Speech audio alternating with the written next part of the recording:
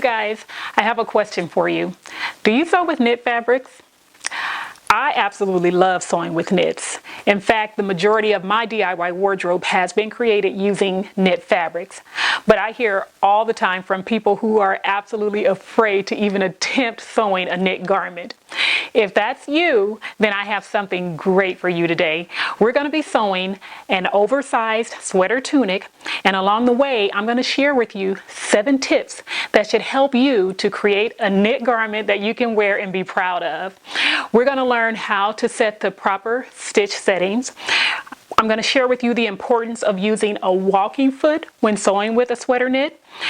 You're going to learn how to transfer your markings from your pattern onto your fabric without using marking pens or pencils, because they don't usually work on a lot of the sweater knits. We're going to learn how to use clips, plastic clips, to hold the fabric together instead of using pins. I'm going to share with you guys some pressing tips that will help you or prevent your fabric from stretching out of shape when you're creating your garment. And that's one of the big issues that people are afraid of, that the fabric is going to stretch out of shape. So we're going to work on preventing that. Another way to do that is we're going to learn how to stabilize the seams where stress is placed when wearing the garment and pulling it onto the body. And we're going to learn about finishing the seams to prevent the sweater knit from unraveling. So if you're interested in sewing along and learning these tips, then keep watching, because the sew along starts right now.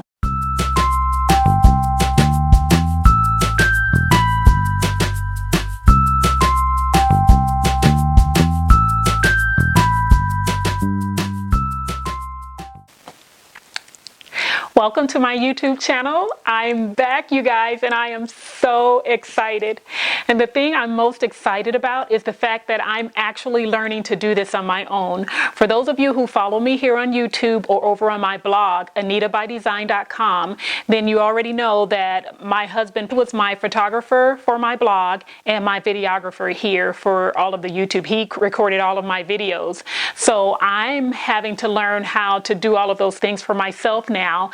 And I'm excited to do it because I want to continue. I didn't want to stop blogging and doing the YouTube because I really I love sewing, and I love sharing what I know and what I'm learning with you guys. So I'm determined to learn this thing and to get it right so that I can continue to share with you. So here I am, and this is my first sew along solo, and I'm very excited.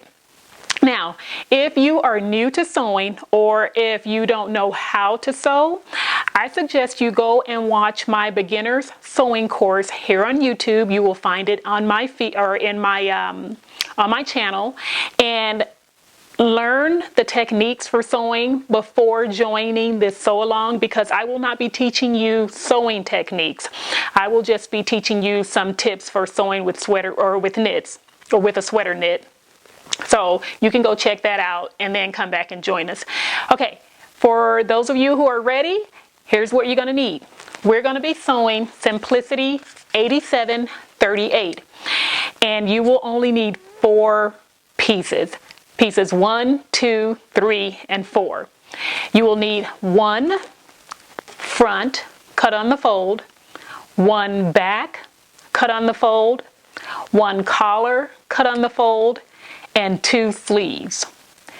What I suggest doing after you have all of your pattern pieces cut out is watching the entire video before starting, because I'm going to teach you guys some techniques, in particular transferring your markings onto your fabric, and you'll need to know how to do that before we get started. All right, so go ahead and watch the rest of this video and then get started. Make sure that you take a look at the back of your pattern envelope for a list of the notions that you're going to need for this project, which are just thread and clear elastic. In addition to that, I want you to purchase a fusible knit interfacing, and make sure that it's a fusible or a knit interfacing, because you're going to need it to stretch with your fashion fabric. Now we're going to be using this to reinforce the hem on the sleeves and the bottom of the tunic. I'm using Pellon EK130, and it comes in black and white. I'm going to be using the white for my project because the fabric I'm using is a lighter color. You can use a dark or the black if you're sewing with a darker fabric. Now I will link to this in the description box below and the other notions that you're going to need just in case you don't have a fabric store near you. That way you can just go and click on the links to purchase the items. For your fabric choices, I've been talking about knit or a sweater knit the whole time. You don't have to choose a sweater knit. There are other options on the back of the pattern, and they are, let's see, double knit, rib knit, stretch velvet, that would be cute, and sweatshirt fleece. So you can choose one of those options, but I'm going to be using a sweater knit, and I'm talking a lot about that because I've already sewn this tunic and a sweater knit, a similar fabric, just in a different, or the same fabric actually, just in a different colorway. And you've probably seen that if you follow me on YouTube or on my blog or Instagram. But yeah, so the tips that I'm going to be showing you are for knit fabrics in general. So yeah, you can still follow along with the tips if you're using one of the other options on the back of the envelope. So purchase what you need and then we will be ready to go. Let's get started. On the back of the pattern envelope at the very top is the pick a knit rule. And what you will do is take a portion of your fabric measured from the beginning of this black rectangle to the end.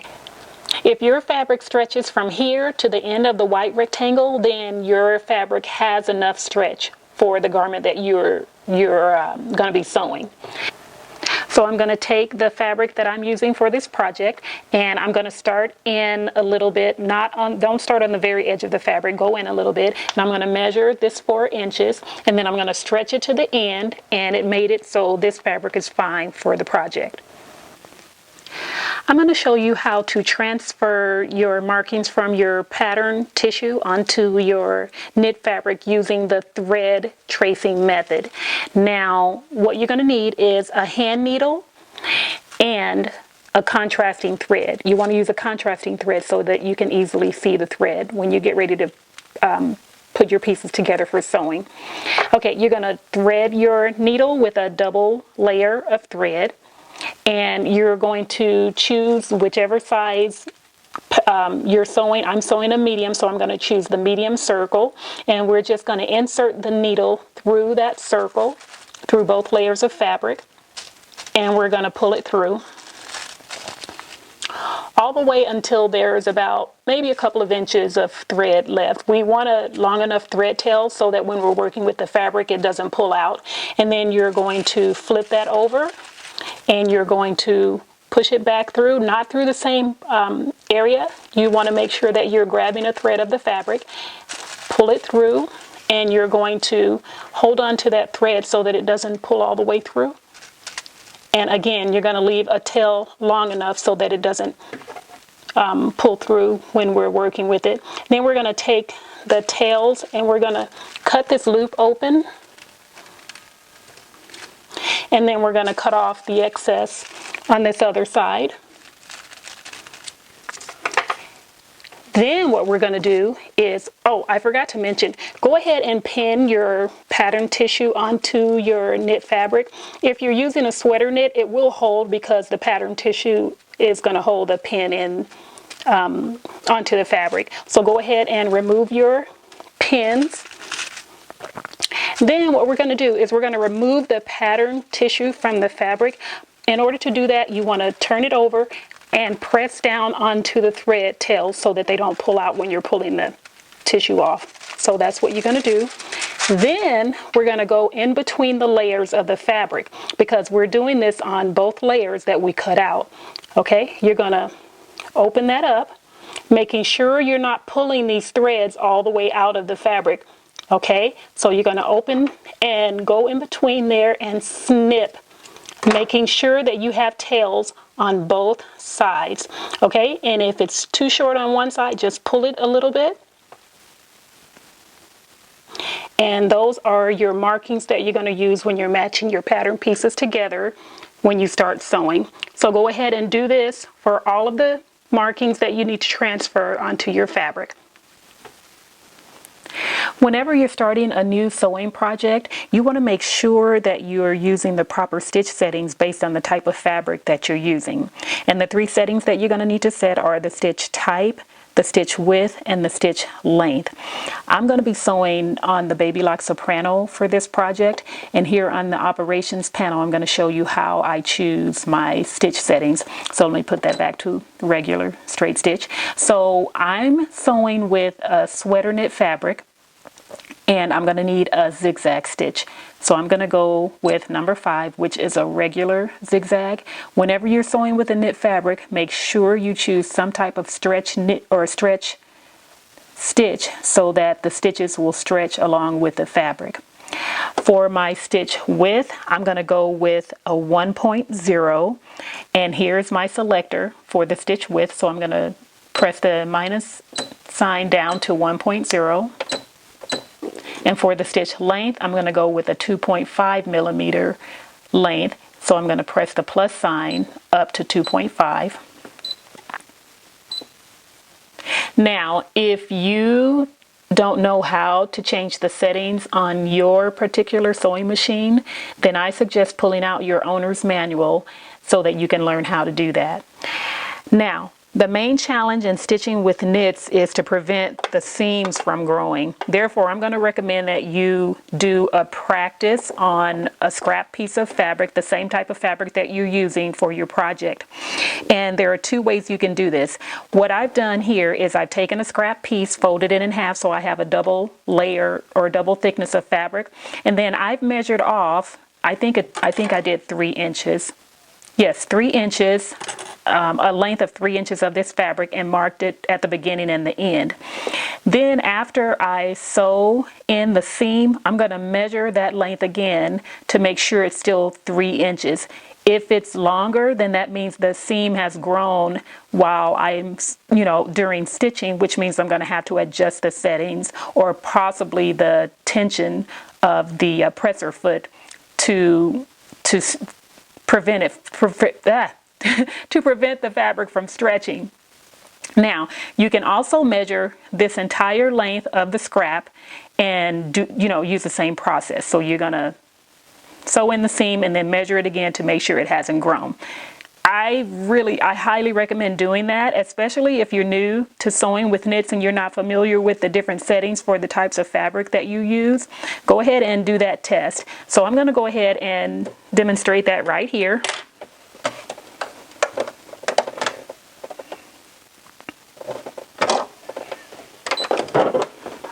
Let me get my presser foot. Ooh, excuse me. Okay, let's go ahead and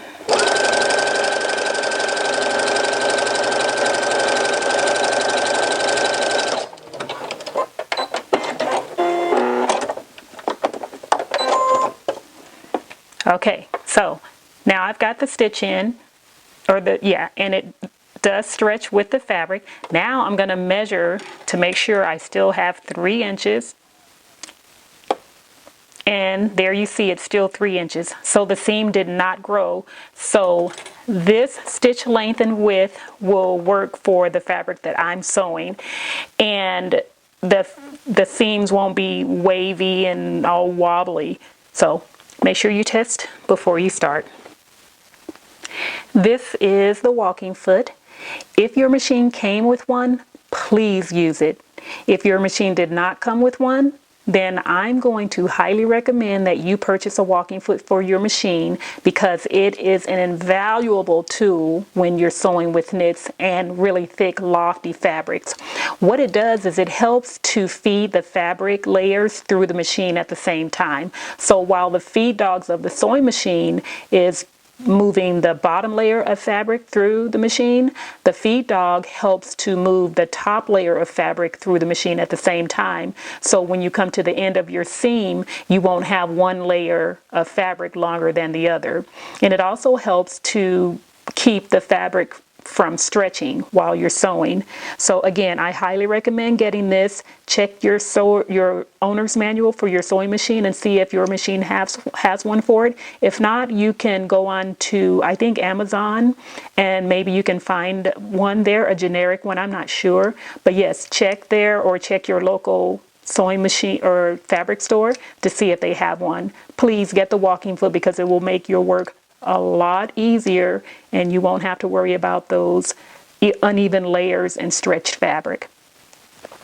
Okay, we're going to go ahead and start constructing our sweater, and the first thing we're going to do is we're going to sew the shoulder seams together. So go ahead and grab your front and back piece, and we're going to take the right sides and place them together, right sides facing. And I'm going to, because my fabric has an open weave where the diamond patterns are, I'm going to use these craft clips to hold my fabric together. You will probably be familiar with the name Wonder Clips. That's the most popular brand for these. But yeah, I got these from Evergreen Art Supply. They sent these to me from a contest that I won. But you can purchase yours from either your local fabric store, or you can go online to Amazon.com, and I'll link to that below to purchase the craft clips. And they are really great for sweater knit fabrics, for really thick, lofty fabrics that are not best held together with pins, or like faux leather, faux fur fabrics where the pin marks will show, suede, that type of thing. The clips are a lot better to hold those types of fabrics together than the pins. So go ahead and get your shoulder seams together, and we're going to use clear elastic to stabilize the shoulder seams so that when we're wearing the garment or pulling the garment onto our body, we will preserve the integrity of the garment by not stretching it out in those stress areas. Okay, so go ahead and cut 2 pieces of clear elastic the length of your back shoulder piece, and you're going to line up the elastic with the seam allowance on the back piece. Make sure it's the back and not the front, because after we sew the seam in, we're going to press the seam to the back, and then this clear elastic will be hidden under that seam. All right, so go ahead and line it up with your 5/8 inch seam line, and then use your clips or pins to hold it together, and then come back here and we'll sew that seam in. Okay, I have clipped my front and back together, placing the elastic on the 5/8 inch seam line, and now we're going to go ahead and sew that first seam in. I'm going to remove the first clip,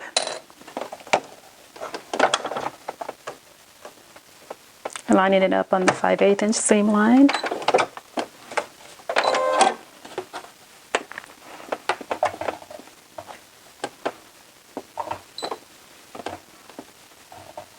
Beginning and ending with the back stitch.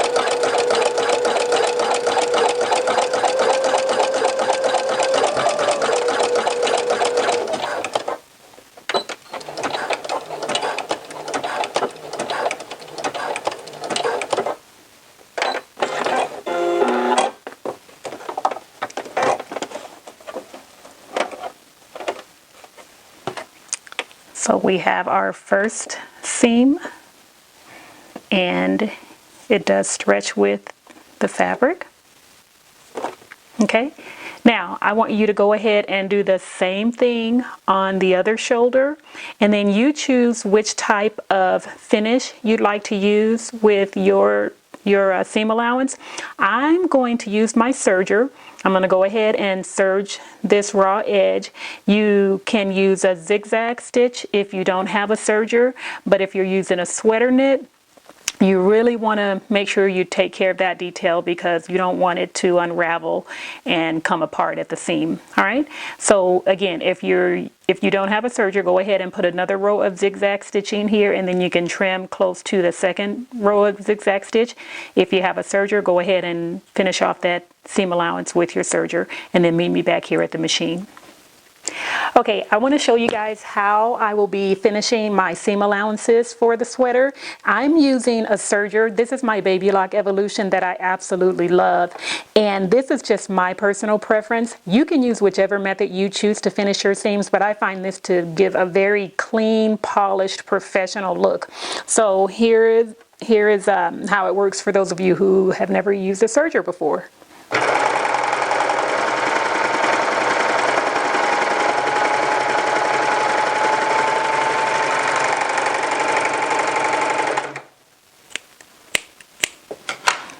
It finishes off the raw edge and cuts the fabric at the same time. And here is our finished shoulder seam with the serged end. We have our elastic there, and there is the other side. So we're going to take this to the pressing station, but before you do that, I want you to do the same thing with your collar. Grab your collar and placing the right sides together the long way. You don't want to sew the short ends together. You want to sew the one long end together where you cut this on the fold, and then go ahead and finish the seam. And then we're going to take this to the pressing station with us and then press both at one time. Okay, we have our shoulders sewn together, and now we're going to press that seam. Whenever you're pressing sweater knits, you want to use as little heat as possible because these fabrics can become distorted if you apply too much heat. And also you want to apply press and lift motions. Whoops, didn't mean to do that. You want to apply press and lift motions instead of moving the iron around on your fabric to prevent stretching the fabric out. So make sure you're using your press cloth just in case any weird, crazy things happen. And then you're going to press, lift, move to the next area, and press. And what I like to do when I'm working with sweater knits especially is I like to allow the fabric to cool just a little bit before moving it around to let it set in so that there's no chance for the fabric to stretch. You know, just another precaution that I like to use. After you have done that and your fabric has cooled a little bit, we're going to go ahead and press the seam to the back piece. And when we do that, we're going to be hiding that elastic. Remember, we sewed in the elastic to reinforce the shoulder seam, so we're going to be covering that. That's why I said it's important that you put the elastic on the back piece rather than the front. So go ahead and cover.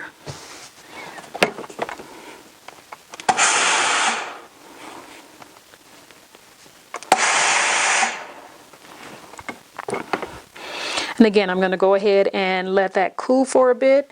Then we will go ahead and insert our sleeves. Okay, to apply our sleeve, we're going to open out the front and the back. This is the back and that's the front. We're going to take our sleeve with the right sides facing, and we're going to pin or clip the sleeve onto the side. Now, you should have transferred a mark onto your sleeve, the sleeve cap. That's the center of the sleeve cap. You're going to pin that to the shoulder seam here. Okay. Then you're going to go ahead and pin the sleeve all the way to the end on the back, and the same thing on the other side. You're going to pin this all the way around to the end on the front.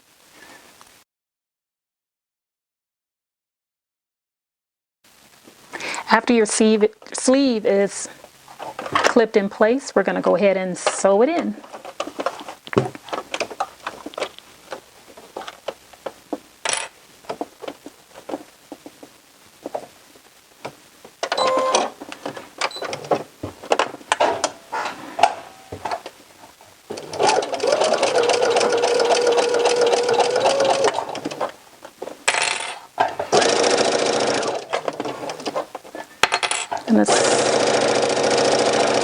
Sew all the way around and just manipulating the fabric as you go around the curve. Now I want you to notice, you see how this the bodice layer is shorter than the sleeve? When I took that clip off, it probably slipped. So all you need to do, and it's important that you check this as you're sewing, is to pull this back down and make those edges even again. You want to make sure you're checking, because sometimes sweater knit fabric will do that when you remove the pins or the clips. Okay, so make sure it's even and continue sewing.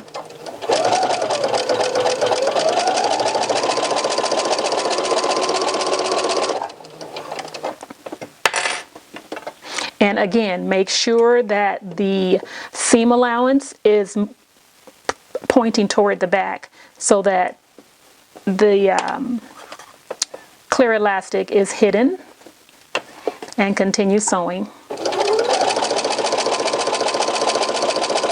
And as you go over that seam, you want to slow it down, checking to make sure your edges are even.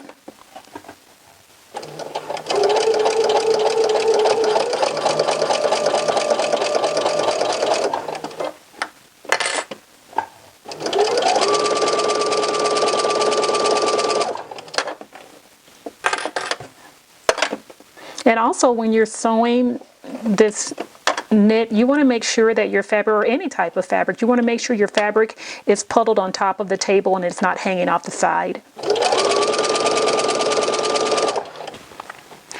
Okay, now we're going to go ahead and press this seam.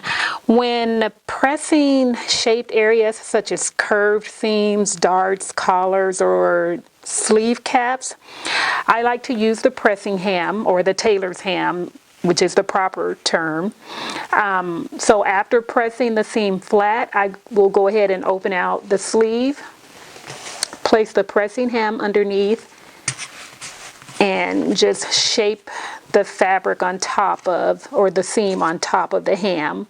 And we're going to press the seam allowance toward the sleeve, so make sure that your seam is nice and flat on there. And I'm going to take my press cloth and we're going to press it flat. And what you can do, because remember, we don't want to use a pressing motion, but the ham is curved, so what you can do to cover more surface than, you know, just this one little section here, is you can actually rock it, not sliding it, but rock it. And I'll demonstrate that. So I'm going to press down and I'm going to rock the iron toward this end and then lift. Then I'm going to go ahead and move it over, not putting too much stress on that fabric, because remember, it's warm and we want to let it get to room temperature before moving it around too much, and keeping it on the ironing board so that it's not pulling. Okay.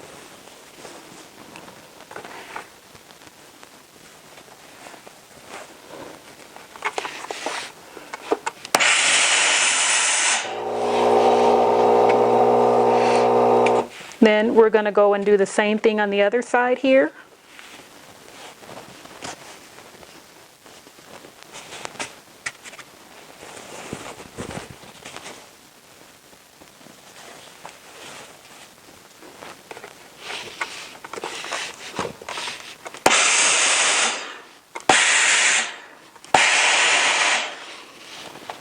And then, to allow this seam to cool, we're going to remove the tailor's hem because it holds heat longer because it's really padded. It's pretty thick. So I like to take it off and allow it to cool on the ironing board. Now we're gonna sew the side seam, and starting at this seam where the bodice and the sleeve meet, we're gonna clip that together with the right sides facing each other.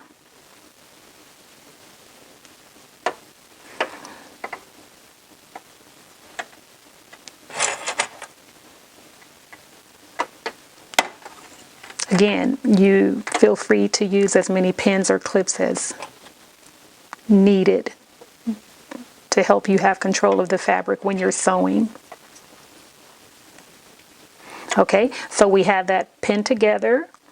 This is the bodice, and then there's a sleeve, and we're going to sew one continuous seam from the bottom of the bodice all the way to the end of the sleeve.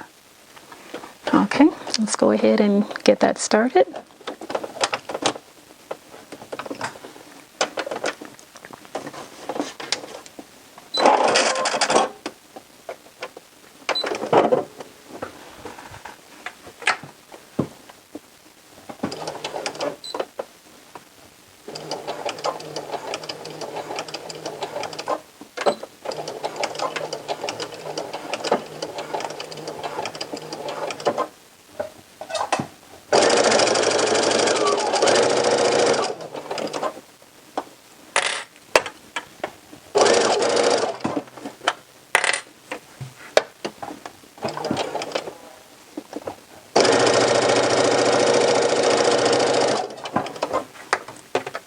Now when you get to this seam, again, you want to go slowly over that hump.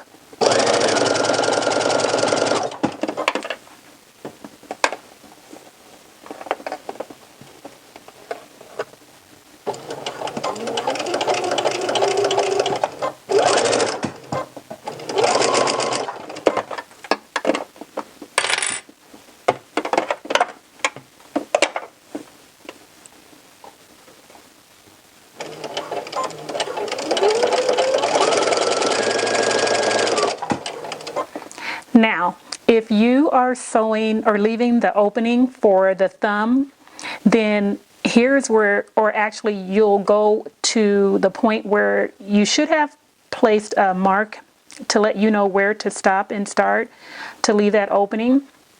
I didn't do that because I'm not going to have the thumb hole opening. I'm going to sew mine closed.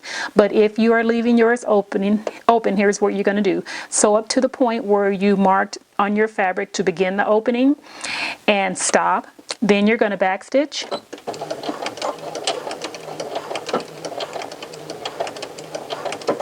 Then lift your needle and your presser foot and pull the fabric down to the point where the opening ends.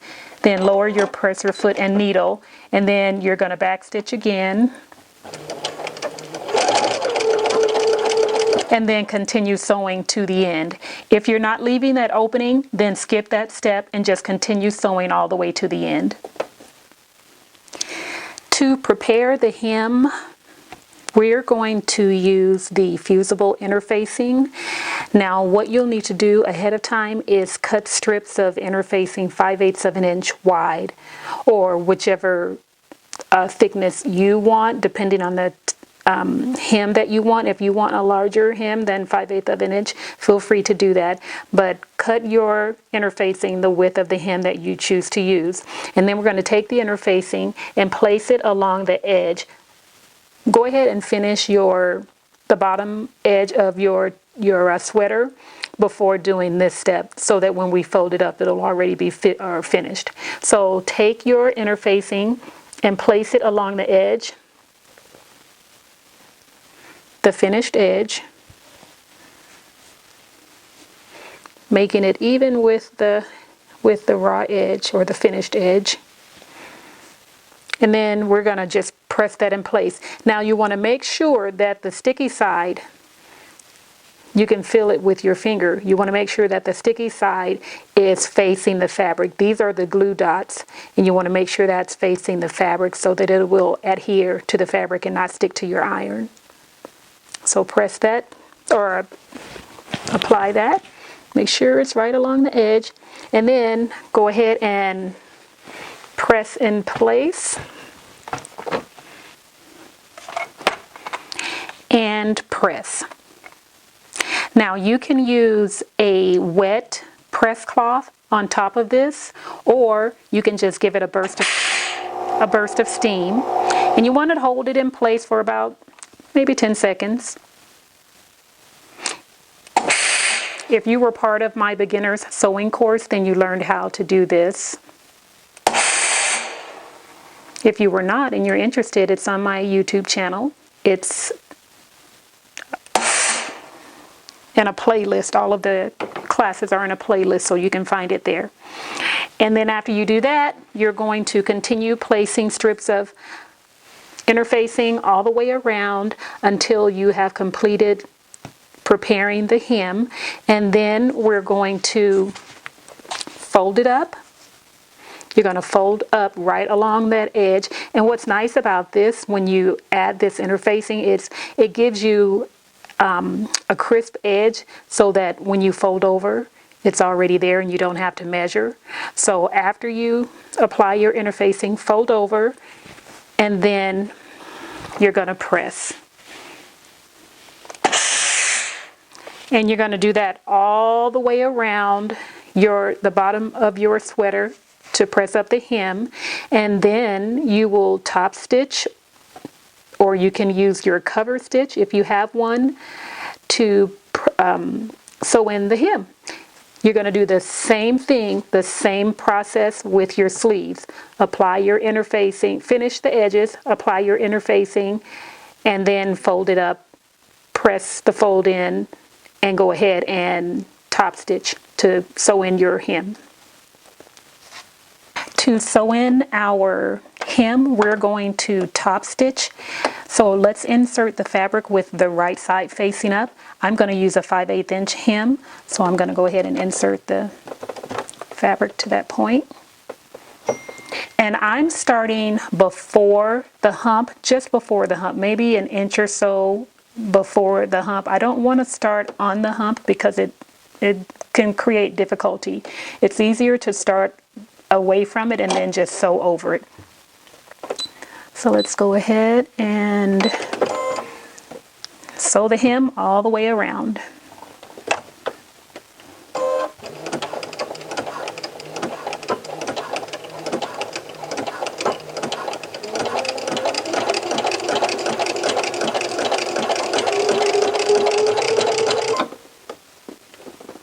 Now, when you get to this hump to go over it, sometimes it will need a little help. So you can actually use a tool or your finger to just help push that fabric through when going over that seam, the hump. And make sure you do that slowly and then continue.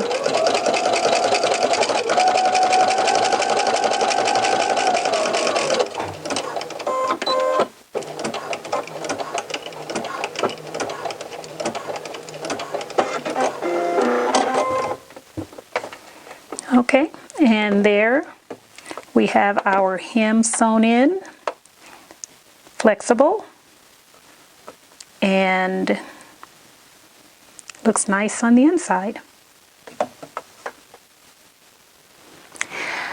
Okay, we are on the final step, and that is attaching the collar to the neckline. So what we're going to do is we're going to take the collar and we're going to fold it over with the wrong sides facing each other. We're going to match up the raw edges right at the seam line for the back, the center back. And let's just place a clip there to keep the place. And then we're going to go ahead and fold that all the way around, making sure the edges are even. Now, If you'd like for more control, you can go ahead and insert a basting stitch all the way around this raw edge. Go ahead and clip it or pin it together and insert a basting stitch to keep it together. I'm not going to do that to save time, and because I'm able to control it when I pin it to the sweater. So I'm going to skip that step. So what you're going to do is take your sweater. Oh, actually, what I want you to do first is find the center front. This is the center back. So to find the center front, actually, let's keep that there. We're going to take the sides where hopefully you inserted thread where your markings were for the, or transferred the markings from the pattern to the tissue with the thread. Let's go ahead and put clips there. If you use sweater knit, you probably traced with thread. If not, you probably traced with some other type of marking tool. So to find the center front, we're going to line up those marks and then just go and fold the fabric like this. And this point here will be your center front. So let's grab that and place a clip. Now we have the center back, the center front, and then the two sides. Now for the neckline, I've done the same thing. To find the center front, I just take the side seams, press them together, or line them up, and then fold and clip the back, and same thing, fold and clip the front. So when we get ready to match the sides and the back and the front, it'll be easier to find. Okay, so we have our collar folded in half like this. We're going to take the collar and insert it inside of the opening of the neck hole. And I have the right side of the sweater facing out. And we're going to take the center, let's see, this is a center front that I'm looking at right here. So we're going to find the center front for the collar, and we're going to match those up.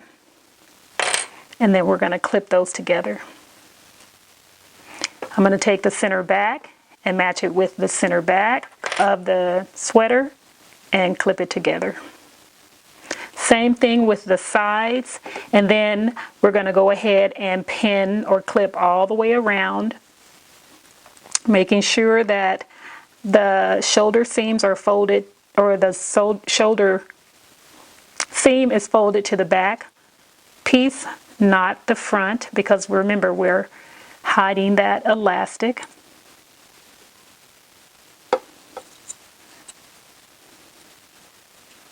Okay. And then if you need to, go in between and insert more clips for better control. Or if you're using pins, then put as many pins as you need to maintain control while you're sewing. Okay, I don't need one there. All right, and then once we have this all pinned, we're going to insert a 5/8 inch seam all the way around the neckline, and then we will be done. So let's do that.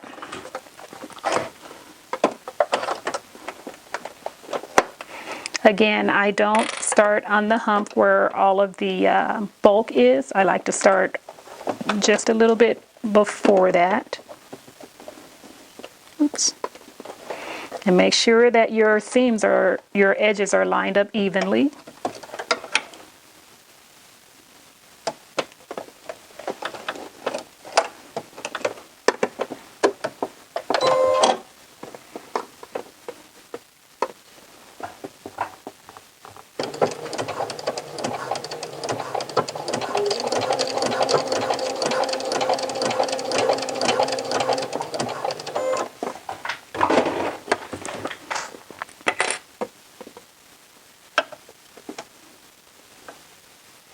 I'm matching up my edges.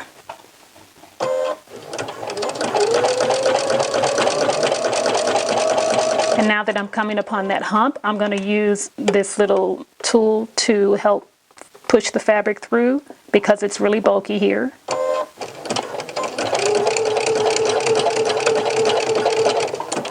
And that glides right through.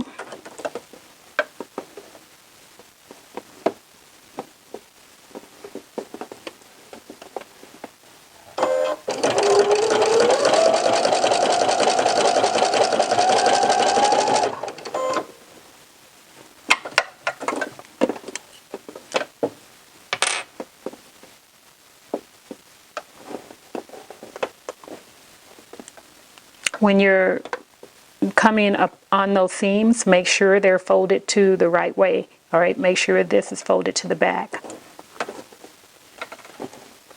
and that we're not twisting them.